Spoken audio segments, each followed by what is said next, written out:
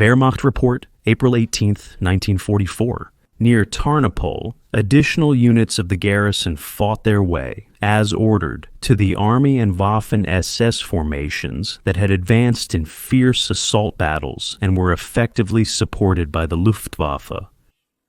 With this, the heroic struggle of the garrison has come to an end. In 25 days of fierce fighting, it was supplied by transport aircraft squadrons in a self-sacrificing effort, despite the strongest enemy defenses, withstood the onslaught of more than 10 times the enemy's superiority under the heaviest artillery fire and ongoing air attacks, and, by tying down strong enemy forces, made it possible to build up a solid defensive front. Only when the lack of ammunition and water made further resistance impossible was the order to break out given. But what sounded like great responsibility on the part of the high command in the Wehrmacht report on April 18th was in reality a nasty cover-up of the truth. For the German units deployed in Tarnopol, numbering between 4,500 and 5,000 men, had not broken out, but had been so completely destroyed that one can speak of a Mini-Stalingrad. Tarnopol, known in German as Tanstadt, and mostly referred to as Tarnopol until 1944, was named after its founder, the Polish nobleman Jan Amor Tarnowski, who lived from 1488 to 1561. It is located in western Ukraine on the banks of the Sered River. At the beginning of the Second World War, on the 1st of September 1939, with the attack of the German Wehrmacht on Poland, a very large number of Jews, Poles, and Germans also lived in this Ukrainian provincial capital. Then, on September 17, 1939, when the Red Army invaded Poland from the east and met the Wehrmacht at Brest-Litovsk, it too, according to the German-Soviet Border and Friendship Treaty signed on August 28, 1939, the so-called Hitler-Stalin Pact, claimed its share of the spoils. This was followed by deportations of the Polish population and a terror campaign against the Ukrainians who had supported the so-called Organization of Ukrainian Nationalists. This organization was a Ukrainian nationalist group founded in Vienna in 1929, led by Yevhen Mikhailovich Konovalets, who was murdered by the Soviet Secret Service People's Commissariat for Internal Affairs in Rotterdam on May 23, 1938. The organization pursued independence from the Soviet Union. In order to better understand the historical, political, and military situation in which Ukraine found itself, it is worth taking a brief look back, especially since Ukraine's turbulent history is still a topic of discussion today during the war with Russia. That, between 1764 and 1781, the Russian Empress Catherine the Great, born Sophie Auguste Friedricha of Anhalt-Zerbst, incorporated a large part of central Ukraine into the Russian Empire. In 1783, after the annexation of Crimea, a strong and forced Russification began there. Then, in 1795, after the third partition of Poland carried out by Russia, Prussia, and Austria, the western part of present-day Ukraine was divided between Russia and Austria. As everywhere else in 19th century Europe, nationalism was on the rise in Ukraine, with the local intelligentsia in particular campaigning for national revival and social justice. The picture shows the Ukrainian national poet Taras Shevchenko, one of the main protagonists of the awakening of Ukrainian national consciousness. While the conditions for such a development in the Austrian crown land of Galicia can be described as at least moderate, those in the Russian part, historically known as Little Russia, Little Rus, or Southern Russia, were less favorable. The Russian administration even banned all books published in Ukrainian from 1776 onwards. When the Industrial Revolution began in the second half of the 18th century and intensified in the 19th century, it had started later in Ukraine than in the rest of Russia. For example, in most of Western Europe, serfdom still prevailed in Russia until 1861, whereas it had already been declared illegal in the General Prussian Land Law of 1794. However, it should not be overlooked that, apart from the coal mines in the Donbass and a few larger cities such as Odessa and Kiev, Ukraine was largely an agricultural and raw materials producing country. This circumstance was also one of the reasons for the oppressive poverty, especially in the part of Ukraine that belonged to Austria until 1918, which caused hundreds of thousands of peasants to emigrate to Canada, the United States of America, and Brazil, but also hundreds of thousands to Siberia and Central Asia. Example: when construction of the Trans-Siberian Railway began in 1891, Siberia had about 5 million inhabitants, but between 1903 and 1914 alone, around 4 million Ukrainian peasants settled along the route, after which the Far Eastern regions with an ethnically Ukrainian population were also referred to as Green Ukraine. On August 1st, 1914, with the outbreak of the First World War, the Austrian part of Ukraine, the crown land known as the Kingdom of Galicia and Lodomeria, loyal to Austria-Hungary but had already lost northeastern Galicia, including the capital Lviv shown here, to Russian troops in the so-called Battle of Galicia, which lasted from August 23 to September 11, 1914. But when the Russians began to retreat in May 1915 after their defeat in the Battle of Tarnopol, Ukraine as we know it today became a war zone. And when the Russian Empire collapsed in 1917, partly due to the spreading Soviet February Revolution, the fighting in Ukraine had developed into the Ukrainian War of Independence, in which Ukrainian activists were involved in 4 political alternatives. In the Bolshevik so-called Red Army of Workers and Peasants, in the White Army fighting against the Red Army, in the anarcho-communist Black Army, or in the Green Army, which consisted of partisans fighting against all sides.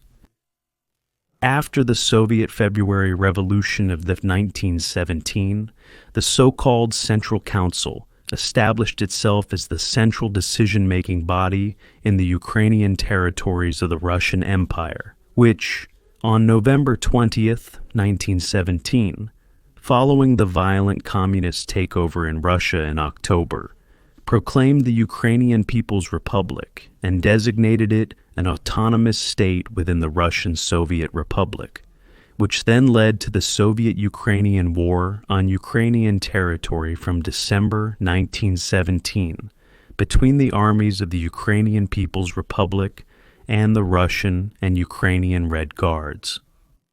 When Bolshevik units captured Kiev at the beginning of February 1918, the Ukrainian Central Council asked the Central Powers, Germany and Austria-Hungary, for support against the Bolsheviks. As a result, during the German Austro-Hungarian military operation Faustschlag, which lasted from February 18 to March 3, 1918, almost the entire territory of present-day Ukraine fell into their hands.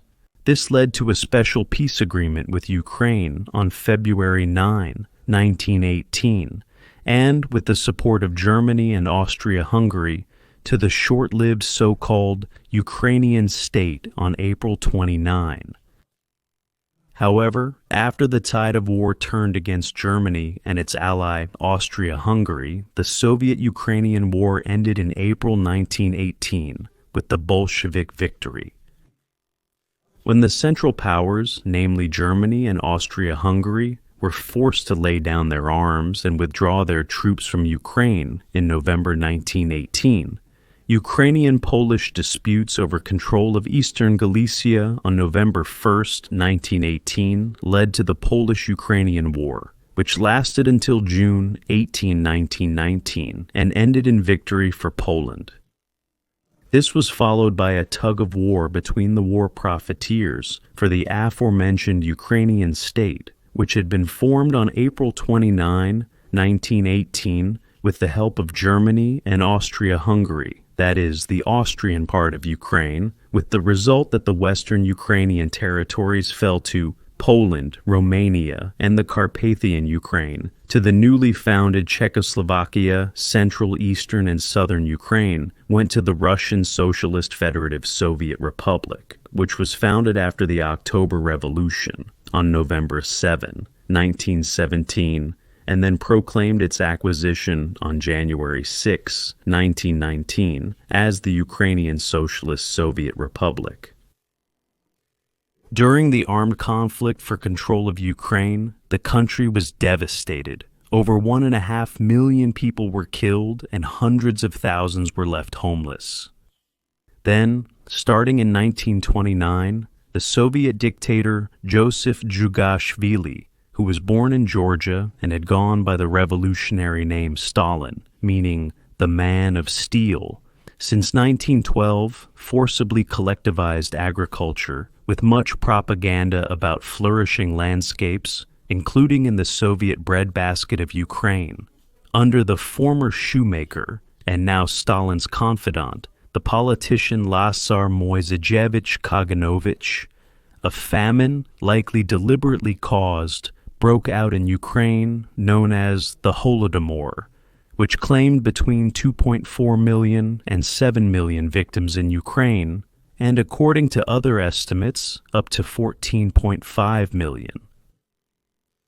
It was also against this backdrop that the Organization of Ukrainian Nationalists was founded in Vienna in early 1929, which was supported in its armed struggle by the Reichswehr and the Lithuanian army, among others.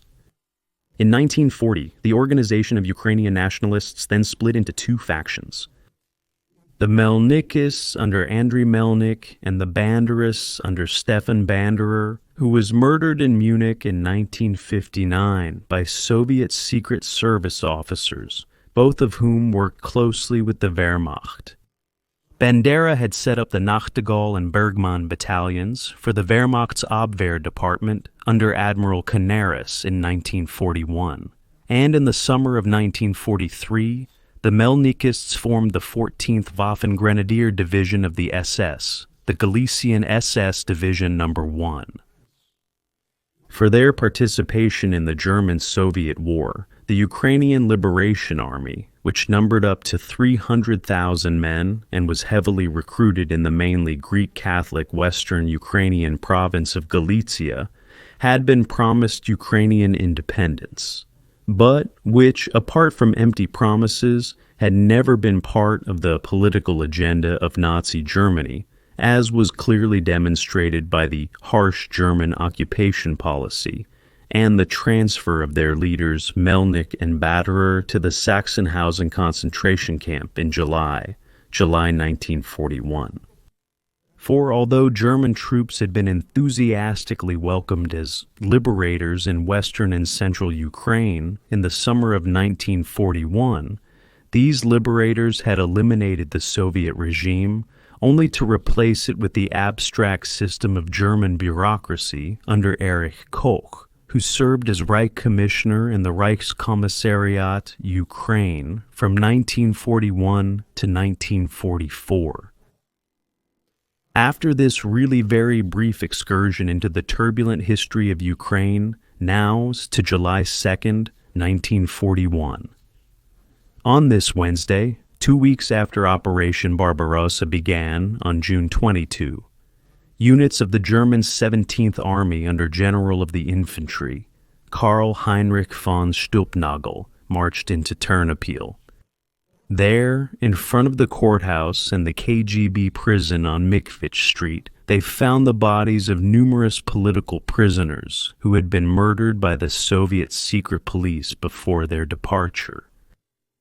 The mass murders of Ukrainian prisoners occurred because the rapid German advance meant that the Soviet guidelines in force at the time could not be applied, namely to evacuate all prisoners from endangered areas to the interior of the country in the event of war.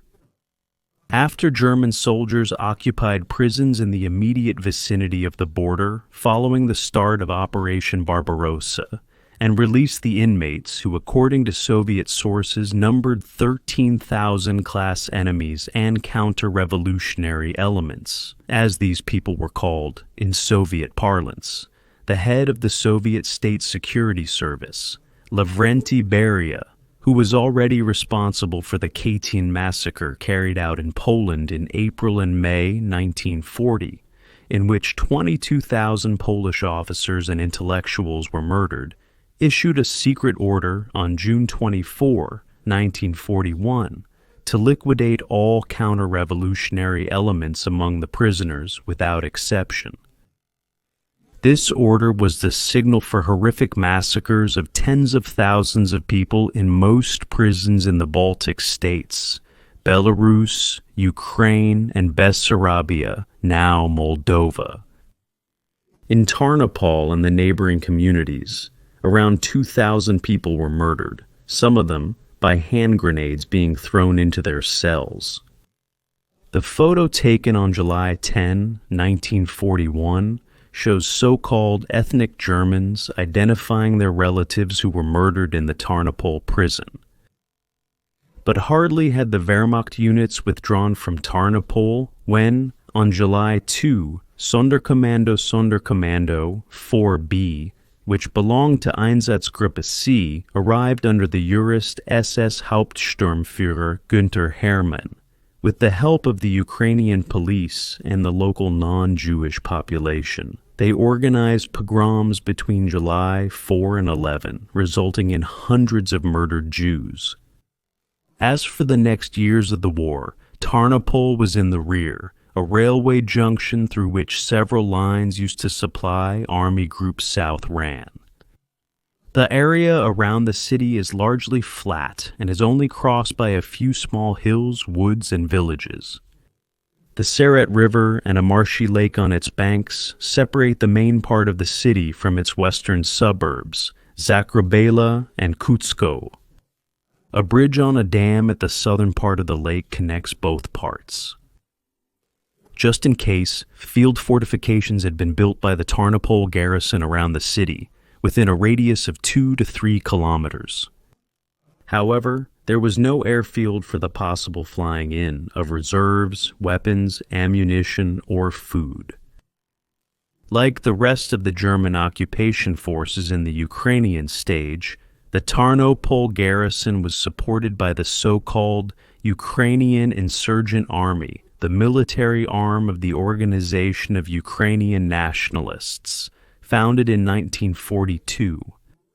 However, when their regional leaders saw through the empty German promises of independence for their country, some of them fought as partisans against the Wehrmacht, killing around 1,500 German soldiers in the autumn of 1943 alone. Looking at the German formations and units stationed in Tarnopol from March 22, 1944, numbering between 4,500 and 5,000 men, under the command of Major General Egon von Neindorf, who was born in 1892 in Koblenz. They consisted of a military hodgepodge. I have compiled the list to the best of my knowledge. But in principle, all information about the Battle of Tarnopol should be treated with caution, as only 55 of the up to 5,000 soldiers were able to break out of the encirclement, and much of what followed was passed on by hearsay, with the usual sources of error. And then, of course, historians and journalists also like to copy from others and adopt everything without checking. When, in 1944, the Wehrmacht had been pushed further and further west by the Red Army over the course of the war, on March 22, 1944, General von Neindorf's staff had at their disposal for the defense of Tarnopol 2 battalions of Grenadier Regiment 949 under Colonel Karl August von Schönfeld, who was born in 1892 in Schönebeck, Elbe. The regiment, which was formed on the 1st of December 1943, consisted mainly of 17-18-year-old soldiers born in 1926, who had undergone abbreviated basic training. It was subordinate to the 359th Infantry Division, which was formed on November 11, 1943 at the Radom training area. The so-called Demba Fusilier Battalion, formed in January 1944 on the Demba military training ground from the shattered 68 Infantry Division, the so-called Demba Shadow Division, which was intended to reinforce other divisions. The 543rd Local Rifle Battalion, established in Ingolstadt in 1941 and consisting of older or young war-disabled soldiers, had 4 companies with inadequate equipment and training. The Probation Battalion 500, established on the 1st of April 1941 in Meiningen, not to be confused with the probation battalions with the number 9. When the 500 probation battalions were formed, in which soldiers of all ranks who had been punished under military law for offenses such as unauthorized absence, theft, or embezzlement served, it was expressly stated that service in the probationary force was honorable service like any other military service, and that the units were in no way criminal in nature. The remnants of the so-called SS Alarm Battalion Mitschelling, which was the 3rd Battalion of the SS Volunteer Regiment 4, established in July 1943 in Lemberg from the 14th Waffen-Grenadier Division of the SS, Galician SS Division No. 1, with the information about Battalion Mitschelling coming from an early Soviet report and otherwise not confirmed. A Grumman combat group with company strength, an alarm company from the 8th Panzer Division, and an alarm company Vogel. The 4th Battalion of the 359th Infantry Division's Artillery Regiment, 359, with headquarters and 3 batteries, the 10th, 11th, and 12th, each with 3 10.5 cm light field howitzers and 8 15 cm heavy field howitzers. An assault gun battalion with 9 assault guns, an anti-tank company with 6 7.5 cm anti-tank guns, model 77/38. In total, there were 15 anti-tank guns available for the Tarnopol defensive area, including some hopelessly outdated POC-36, which, because of their weak 3.7 cm caliber, were also called Army door knockers by the soldiers. An artillery battery from Artillery Regiment 1 of the 1st SS Panzer Division, Leibstandarte with 6 guns, either the 15 cm heavy self-propelled howitzer Hummel or the 10.5 cm self-propelled gun, 2 for light field howitzers, 18.2 Vespa. The remains of the battered 4th Battery of the Heeresflag Artillery Division, 274 with 3 2.48 cm anti-aircraft guns, although all reports on this Heeresflag Artillery Division only mention 3 batteries. Finally, the 2nd Company, the division's own Pioneer Battalion 359, as well as other small units. This motley crew of battle-hardened men, old provincial riflemen, poorly trained boys aged between 17 and 18, soldiers on probation, and a handful of Waffen-SS artillerymen who from the outset had no significant supplies of ammunition, especially for artillery-heavy weapons, now found themselves exposed from March 4, 1944, to attacks by larger parts of the 13th Soviet Army, consisting of 4 corps with 12 infantry divisions under Colonel General Nikolai Pavlovich Pukov, which had been assigned to Army Group Center, the 1st Ukrainian Front under Marshal Georgy Zhukov, to advance on Tarnopol. By the evening of March 7, 3 armies, the 60th 3rd and 4th Guards tank armies, had reached the Tarnopol-Cherny-Ostrov line, thereby also controlling the important Lviv-Odessa railway line. However, when German resistance intensified, Zhukov decided to bypass Tarnopol, marked in green in the south, and thus cut off the city.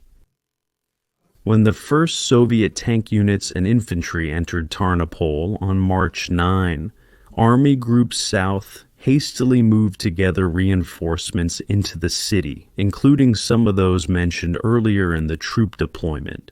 In fierce fighting, they managed to recapture the occupied parts of Tarnopol by March 11.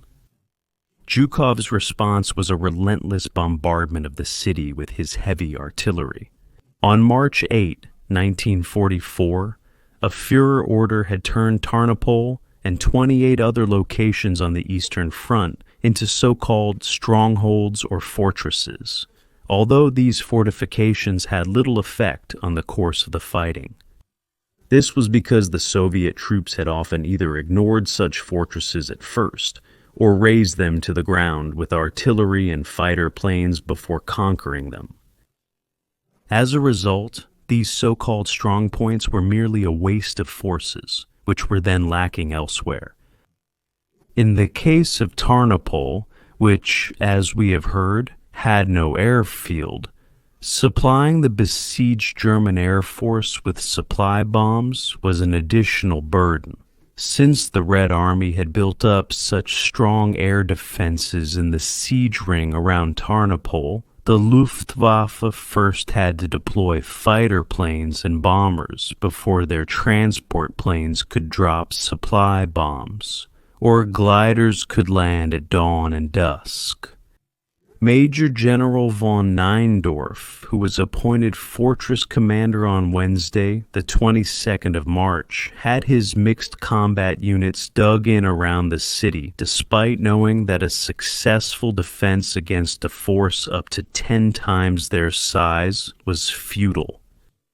But in view of the desperate situation, he had already requested immediate breakout from the Tarnopol pocket the next day from his superior, Field Marshal Erich von Manstein, who commanded Army Group South.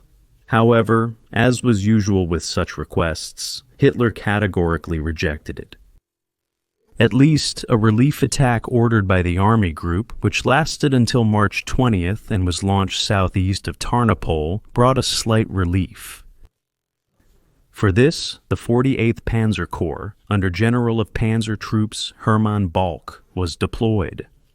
With the attached 2nd SS Panzer Division, Das Reich, under SS Brigadeführer and Major General of the Waffen-SS Heinz Lammerding, the 371st Infantry Division under Major General Hans Joachim Bauermeister, who died in Soviet captivity in 1950, as well as the 8th Panzer Division under Major General Gottfried Fröhlich, and the 19th Panzer Division under Major General Walter Denkert. However, the 48th Panzer Corps was pushed back from March 21st to 24th by the 60th Soviet Army under Army General Ivan Danilovich Chernyakhovsky, who was killed in East Prussia on February 17, 1945, with 11 rifle divisions, an artillery division, and the 4th Guards Tank Corps. Tarnopol, now 20 kilometers behind German lines, was surrounded by 4 Soviet rifle divisions, supported by tanks, artillery, and rocket launchers. As a result, on Sunday evening, March 25th at 4:30, a reinforced battle group of the 8th Panzer Division, led by Colonel Werner Friebel, launched a relief attack on Tarnopol. For this, Friebe had at his disposal Panzer Regiment 10 with a battalion of Panther tanks, as well as the attached 1st Battalion of Panzer Grenadier Regiment 8, and from the 19th Panzer Division, the attached 1st Battalion of Panzer Grenadier Regiment 74. But after 3 Soviet positions had been broken through, the German attack came under impenetrable defensive fire from Soviet artillery, anti-tank guns, mortars, and ground attack aircraft, forcing Friebe to abort the attack and retreat to his own lines. Then, on March 28th, after several hours of bombardment, a Soviet rifle division supported by tanks, artillery, and ground attack aircraft attacked the 2nd Battalion of Grenadier Regiment 949, which had been filled with young recruits and suffered heavy losses in the process. 3 days later, on March 31st, the Red Army broke through the weak German defensive positions and compressed the inner city defensive area to a space of 1 square kilometer. On April 5th, after several more hours of bombardment and constant attacks against the increasingly exhausted and decimated, yet still desperately defending German units, the heavy Soviet artillery once again plowed through the ruins of Tarnopol, leading to further heavy German losses.